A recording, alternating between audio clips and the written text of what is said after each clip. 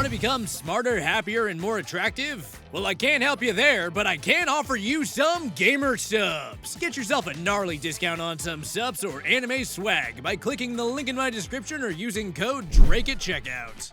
Greetings, adventurers, and welcome back to the Den of the Drake. Other dragons hoard gold, while I hoard internet cringe. TTRPGs are funny because, yeah, they have some gamey elements to them that make them seem like video games, and narrative elements that make them feel like movies. But the action exists entirely in your head, and is entirely dependent on the words of one dude. For example, deviously placed adjectives like supple and moist can turn any narrative into a horror setting faster than you can say restraining order. But it's that theater of the mind element that really helps RPGs stand apart from other kinds of entertainment. In my mind, a good RPG feels like a collaborative gamification of reading a book. And what self-respecting social reject could ever scoff at that sales pitch? But there is a fatal flaw, dear viewer. Your experience is almost entirely curated by one guy. And sometimes the image they're trying to plant in your mind gets lost in translation. And if they're not entirely cooperative with the idea of, I don't know, elaboration, then you don't exactly have a lot of options. But Drake, that's stupid. What kind of game master would refuse to describe something to their players? Isn't that kind of the whole point? Well, dear listener, it would appear that you cannot comprehend the depths of stupidity that we can reach. Allow me to open your eyes to a world you probably don't want to see. The story I have for you today stars a player who thinks that he's signed up for a regular old session of Dungeons & Dragons, only to be shocked to learn that his DM is so desperate to create unnecessary conflict that he shames his players for egregious things, such as wanting to know what the is going on. You know, I almost gotta respect the guy for his sheer pettiness. Almost. Now, without any further delay, let's go ahead and dive right into the horrifying world of r/RPG-Horror-Stories. Enjoy. This week's story comes from Reddit user Alandor5 and is titled DM, Only Dumb People Ask Questions During Mission Briefings. Figured I'd share one of my own bad experiences here. Sorry for the typos, English is not my first language. 1. The game premise. This happened a few years ago. It was a game of D&D 5e played on Discord through text chat. I did not know the DM or the other players before that. The group was brought together by the DM posting an ad on some Discord server. The premise of the game was that it was set in some far future of Faerun, where the Underdark was in the process of being colonized by a faction called the Surface Alliance. Our level 1 characters were recently hired by the Surface Alliance to aid in the colonization efforts. All of this explained in a short paragraph. I was playing a cleric of Lathander. The other players were a wizard, ranger, and I think a barbarian. 2. Character creation. The DM insisted on walking everyone through character creation individually, even though there wasn't anything different there from regular 5e. During this process, me and the DM chatted a bit. He kept praising me as the only one who didn't have any ridiculous demands. That I didn't waste his time and filled in my sheet correctly and lamented the fact of how hard it is to find decent players. He also kept repeating that I won't be allowed to make any changes once character creation is complete. As part of character creation, the DM also insisted on having everyone fill out their character's personality, ideals, bonds, and flaws, with only the default 5e ones being allowed. Anyway, shortly after finalizing my character creation, I thought about changing my character's ideal, which is basically just something to give the player an idea of how to roleplay the character and has no mechanical implications. I asked the DM if he would be alright with this. In response, I received a very long message where he chastised me for even asking him that. It started along the lines of, I have warned you that there won't be any changes to your character after character creation is finished. You surely imagine that I would give in to your ridiculous demands. And it went on and on, berating me for wasting his time with a, hopefully one day you'll understand that no means no at the end. I was really surprised at the sudden hostility, especially since the change I asked to make was about equivalent to changing my character's hair color. And if he didn't want me to change it for whatever reason, he could have just said no. But I decided to give the DM the benefit of the doubt, figuring that he had a bad day, and the other players kept pestering him with ridiculous demands per the conversation we had earlier. So I just let it slide. 3.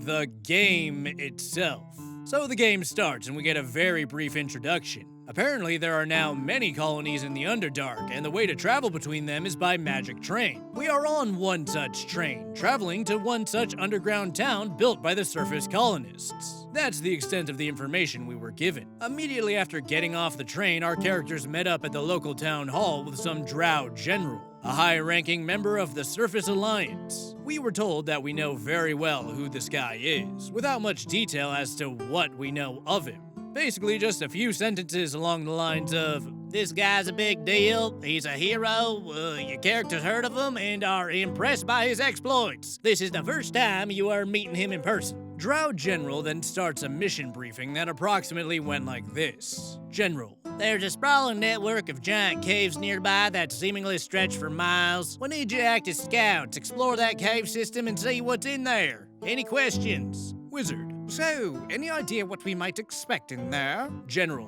"What the hell, you moron? Why do you think we need you to explore it? We don't know anything." Wizard: "I meant, what should we watch out for? Or any general advice for this area? It's my first time to the Underdark." General: "You are supposed to be the ones to scout out that area." Me: "Well, you have some general idea of how big those caves must be, so presumably there were some people who discovered these caves before us. Maybe we could talk to them and learn something." General: "No, you moron! You're gonna be the first ones to ever set foot in there." Ranger: "Okay, where's the entrance to this cave system we're supposed to explore?" General: "That's one of the things you're supposed to find out." This was the general way this mission briefing went. We would ask relevant questions such as where to find supplies in town, if monsters ever came out of those caves to attack the town, etc., etc. And the Drow General treated it as the dumbest possible question to ask. This was always accompanied by passive-aggressive descriptions from the DM, such as, "By the look on the General's face, you can tell that he obviously thinks that you are a moron." Or, "As soon as you ask that, the General's opinion of you sinks even lower than before." And, "The General is thinking why he even has to work with these morons," and so on and so forth. Most of this was directed at the Wizard, since he asked the most questions. The DM even wrote a joke in the out-of-game chat that our characters should all have much lower intelligence scores based on the way we were role-playing them thus far. Ranger then came up with the idea that since we don't know anything, our group should split up for a bit. He'll go look for the cave entrance, while the rest of us will scour the town for supplies and any useful information we might learn there. The plan would be to later meet up at the town square and then go explore those caves. The DM seemed to be furious at this idea. I get not wanting to split up the party, but there's better ways to communicate that. Basically, the DM wrote a long, angry post in the out-of-game chat addressed to the Ranger that if his character separates himself from the rest of the party for even a moment, he will take that as him leaving the game. The DM then went on a rant about how hard it is to run the game, that one of his players, the Ranger, wants to walk out of his story, and that we all don't know what being scouts means. Also, that we all pester him with irrelevant and dumb questions, particularly the Wizard, and that his anger at us is affecting his in-character writing, which was obvious, with all the descriptions of our characters being regarded as morons. Bro, what an absolutely colossal tool. So this is a phenomenon that I've actually seen before, but never to this extent. There's a knee-jerk reaction by a lot of mediocre DMs to make a lot of NPCs unnecessarily hostile. Not because they actually feel any real hostility towards the players, but they feel as if every NPC needs to assert themselves in order to justify their existence. And if any NPC is perceived as anything but an unshakable badass, then they're a bad character, which is demonstrably false. It should go without saying, but this attitude should be thrown into the pile of things guaranteed to make your game worse next to the narrative-destroying character build that the min-maxing D&D YouTuber tried to convince you was a good idea because he forgot that DMs can say no. Speaking of things that aren't viable for the longevity of a D&D game, this guy. Now that I think about it, I'm not sure if this guy actually is an example of a simple mediocre DM. This feels like something much worse. This feels like straight up projection. Like homie just wanted an excuse to dunk on strangers for 3 hours and being a DM was the best thing he could come up with to scratch the itch. Not once did this guy even think for a second that the whole premise for calling these random people stupid is actually the stupidest thing going on here. I need all of you to explore this cave system that stretches for miles. Okay, what can you tell me about it? Idiot, you're the first one stepping foot in it. So how do you know that it stretches for miles? It just does, f*** you. Answering questions as a DM is literally half your job. Your second job is providing an engaging world that the players are actually encouraged to explore and learn about. This DM does neither. Bro's not even half a DM, and that's a f***ing accomplishment. 4. Post-game argument. The DM's angry rant resulted in an argument between us and him about us not having enough information and that these constant digs on the intelligence of our characters just asking questions are really tiring. The DM claimed that everything our characters ask about is in the World Information Channel, so it's our fault for not reading it. Anyway, there was barely anything in the World Information Channel, only the basic premise of the game, that being Underdark colonization, nothing that would actually be useful. When confronted by this, the DM claimed that it should be enough, and that the Drow General doesn't know why we're asking him things about these caves and the town, since he arrived on the same magic train we did, which was never said previously, and knows as much as we do. Also, the Drow General only came to the Underdark this summer. The wizard pointed out that we don't even know what season it is in the game, so we have no idea how long ago that is. The DM responded by berating the wizard, and after an argument with him, claimed that he's getting really upset by this game, and blamed him in particular for it.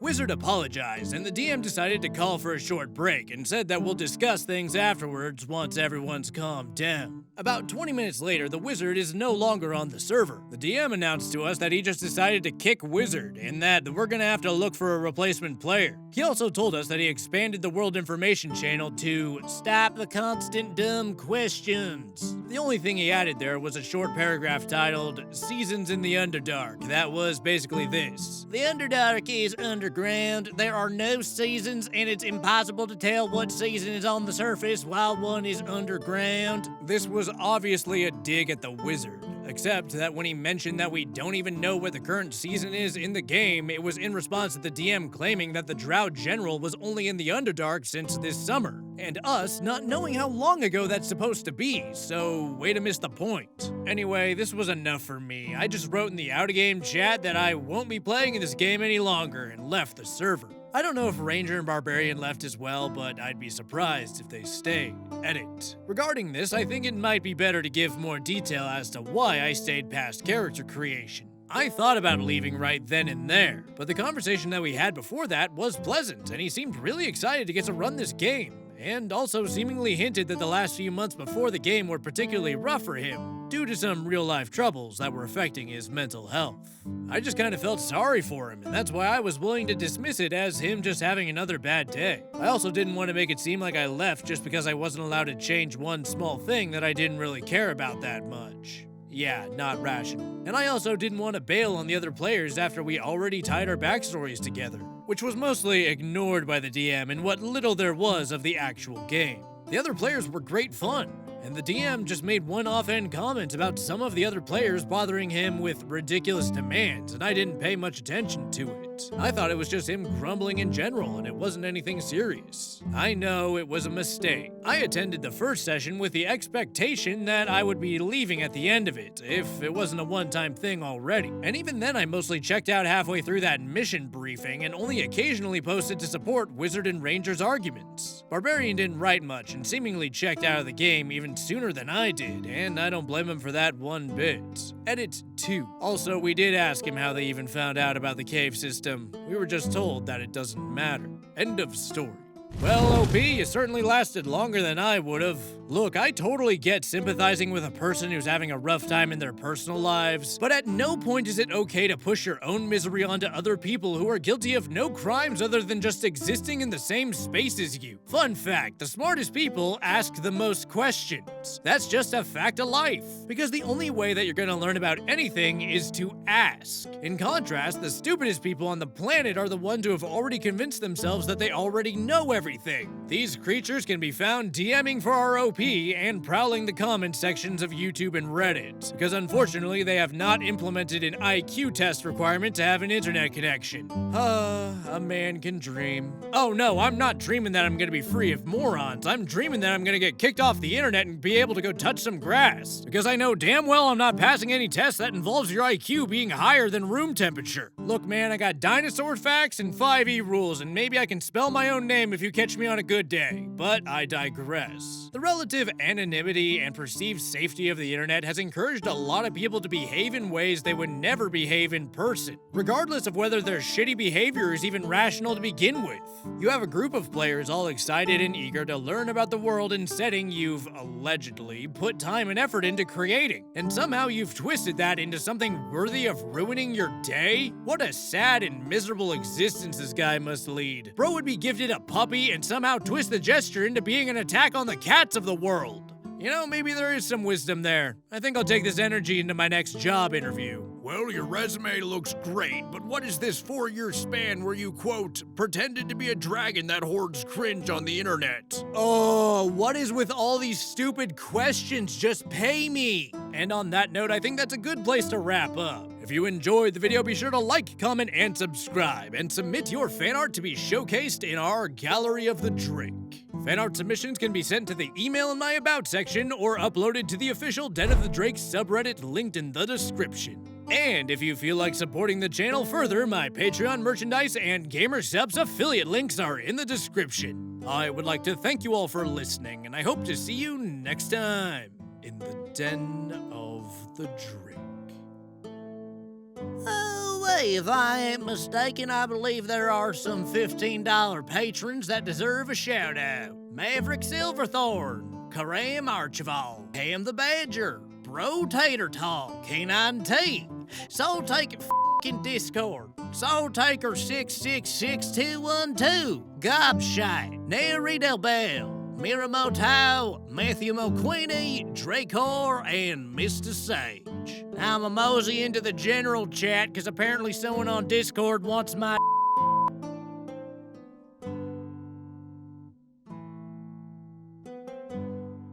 Hey, if you're still around, YouTube thinks you'd like this video, and if you click it, I won't tell anyone. It'll be our little secret.